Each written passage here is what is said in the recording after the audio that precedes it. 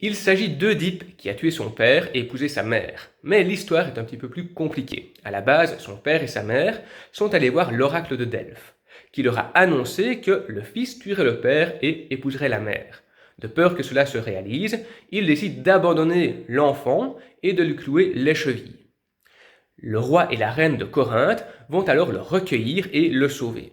Œdipe, plus tard, lorsqu'il est jeune homme, a des doutes sur l'identité de ses parents adoptifs. Il décide donc d'aller revoir l'oracle de Delphes afin de savoir s'ils sont bien ses parents. L'oracle ne répond pas et se contente de lui ressortir exactement la même prophétie qu'à ses véritables parents. De peur que celle-ci se réalise, il évite de retourner à Corinthe.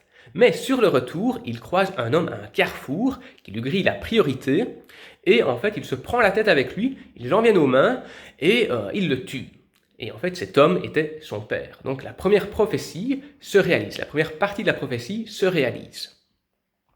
Plus tard, il va à Thèbes pour affronter une femelle sphinx. Il arrive à la dompter et en récompense, on lui offre la main de la reine de Thèbes, qui était à ce moment veuve, qui est en fait sa mère. Et là, c'est la seconde partie de la prophétie qui se réalise.